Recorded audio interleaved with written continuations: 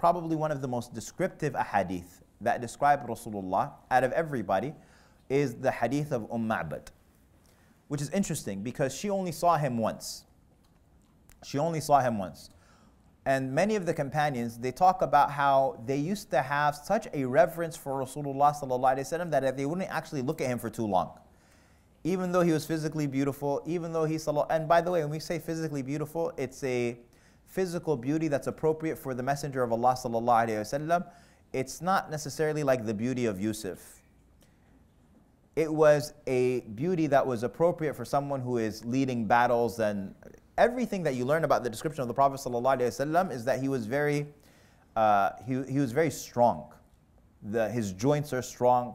He's azim al-mankibain. He's broad shoulders, fleshy hands, broad joints. Rasulullah ﷺ, when they're describing his beauty, they're describing the beauty of a person who is a statesman, a person who is leading military campaigns.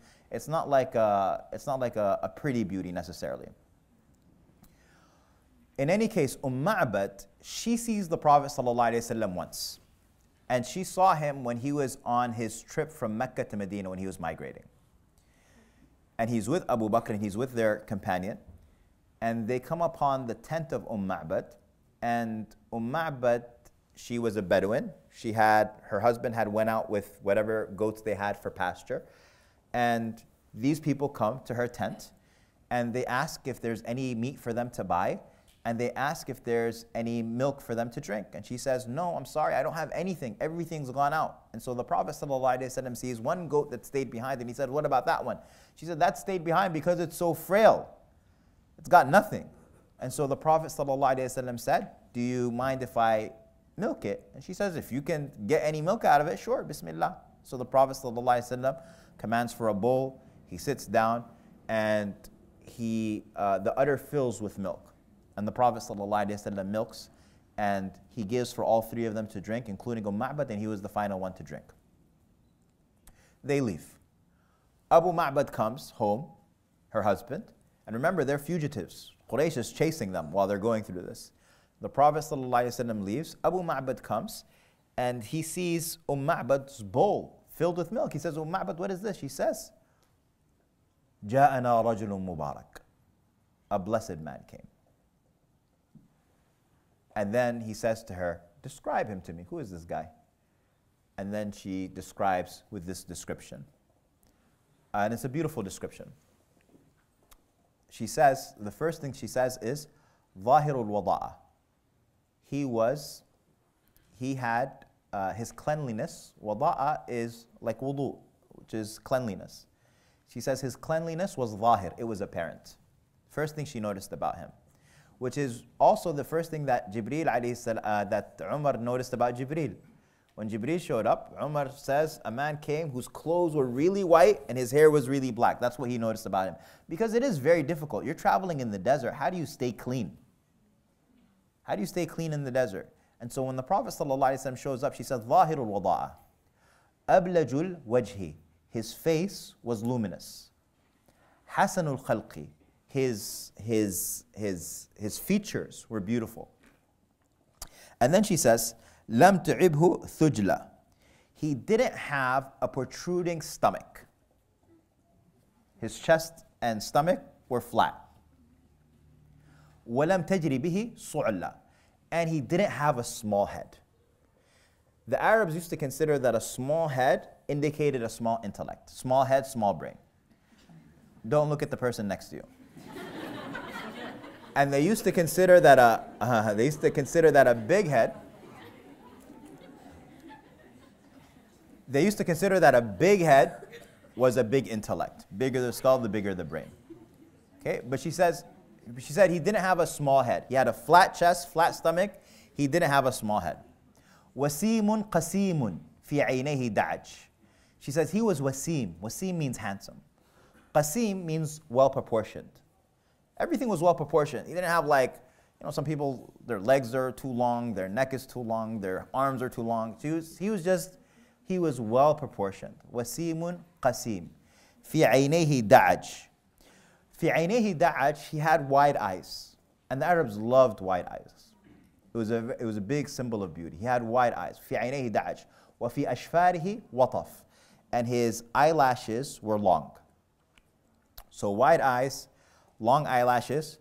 وفي صوته صحل. And he had a raspiness to his voice. Not too raspy, but there was some raspiness there. وفي صوته صحل وفي عنقه سطع.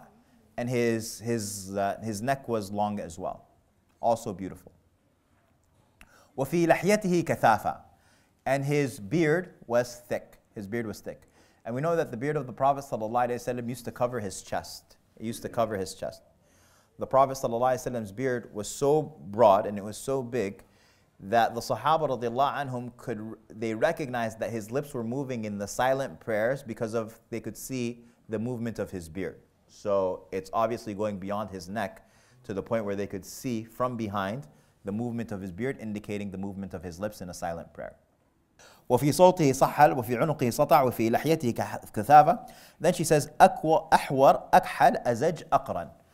Ahwar means that the whiteness of a person's eyes is very white and the blackness of a person's eyes is very black. So that's also a sign of beauty. Al-Hur al-Ain, it's the same concept. Hur al-Ain, Ahwar. So he's Ahwar. Akhal. Akhal comes from kuhul. So he looked like he was wearing kuhul on his eyelashes, but it was natural. He wasn't wearing kuhul, but there was a darkness to his lashes. Ahwar, akhal, azaj, aqran. Azaj means the eyebrows that he had were arching. So he had arching eyebrows, and aqran means that he had hair in between his eyebrows. That thin line of hair that he had in between his eyebrows. Aqran. Now, she saw him once. And other companions of the Prophet ﷺ said that when they described Rasulullah, they said, Laysa bi aqran. They said, actually, he wasn't like that. He didn't have hair in between his eyebrows, but they said that it was irqun kana yadhhar inda al-ghadab. That it was a vein that would appear when the Prophet ﷺ was angry. So sometimes the angle, and it looks like there's hair there, but there wasn't hair. But Allah subhanahu wa ta'ala knows best why she might have thought that. I was imagining like what would cause the Prophet ﷺ to be angry in that moment. And Allah subhanahu wa ta'ala knows best, maybe some sort of exertion, maybe it was the shadow, maybe it was him milking the goat. Allah subhanahu wa ta'ala knows best. So she says, Azaj aqran. And then she says, Shadidu sawad al-sha'r. She says that his hair was very black. And this is also important. When the Prophet ﷺ passed away, remember, this is the hijrah, so there's still 10 years of his life left. He's 53 years old at this time. He doesn't pass away until 63 years old. And Anas ibn Malik counts near the end of the Prophet ﷺ's life, the amount of white hairs that he had were around 17 or 18. The Prophet ﷺ had less than 20 white hairs. Aisha radiallahu anha counted the same amount, 15, 16, 17 white hairs that Rasulullah ﷺ had. So he was, again, the image of someone who's 63 years old with a big white beard or something like that, that's not Rasulullah sallallahu alayhi wasallam. So she says, Shadidu sawad al-sha'r, he had very, and the Prophet sallallahu alayhi wasallam's hair, by the way, is described as being wavy. It was neither silky, nor was it curly, but it was wavy in between being silky and being curly. And the Prophet sallallahu alayhi wasallam, he had his skin was white with a rosiness to it. It was white with a rosiness, and when we say white, we mean white for that region. We don't mean European white, but white according to the Arabs, according to the standard of the Arabs, of the Arabian Peninsula. Cool. Then she says, إِذَا صَمَتَ عَلَاهُ الْوَقَارِ وَإِذَا تَكَلَّمَ عَلَاهُ الْبَهَاءِ. She says that when he was quiet, he had an aura of respect.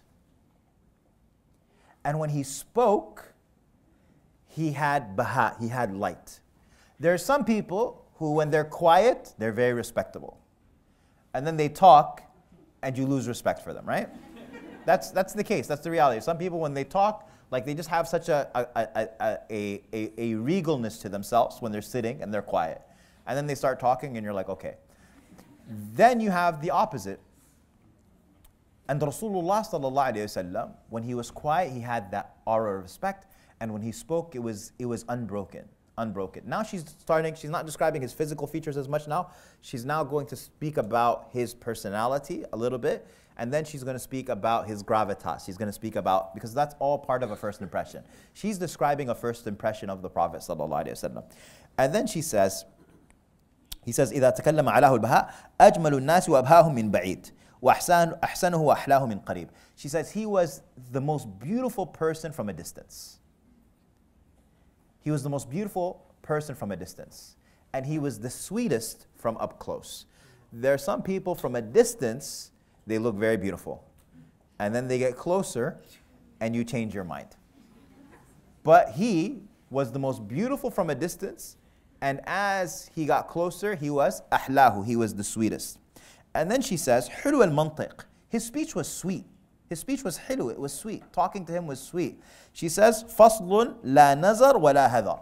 He was in between. He was لا نظر ولا هذر. He was لا نظر ولا هذر. Nazar is someone who doesn't give you any words. It's like pulling teeth. How are you? Fine. How was the program today? Good. What are you up to? Nothing. Like that's nazar. It's very, very hard to get a word out of them. It's very difficult to talk to them. And then hadar is like, you just get in the car, you say salam alaikum, and then you don't have to say anything for the rest of the car ride. You've done your part of the conversation. They're off. So she says, it is neither nazar wala hadar. Talking to him is neither this, nor it is like that. She says, كأن منطقه خرزات نظم يتحدرن. Beautiful. She says, it's as if his speech is a set of beads that are falling. You know, when beads fall, they don't jump over each other. It's organized, one after the other. It's very, very rational, very logical, the way that some people, when they start telling a story, they take you all over here. You know some people? I'm always amazed at the people who are talking and they interrupt themselves. You ever talk to people who interrupt themselves? Like you don't even need to interrupt them. They're interrupting themselves as they're going around trying to explain something. So she's saying no. It's like beads falling from a string. It's very, very in sequence, his speech.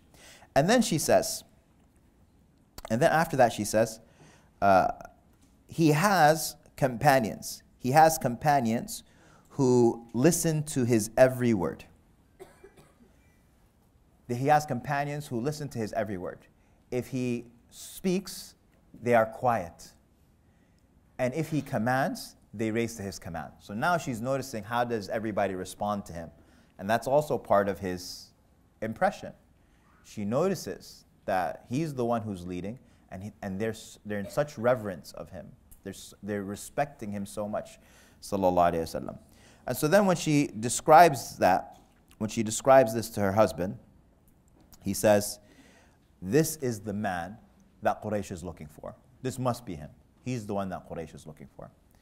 In any case, the description of the Prophet ﷺ continues, but when you look through it, you find that Rasulullah ﷺ is described as being wasi' al-sadr, azim al-mankibain. The Prophet ﷺ had a broad chest. Rasulullah ﷺ had broad shoulders. Rasulullah ﷺ had big and large joints. He had fleshy hands. He had fleshy feet.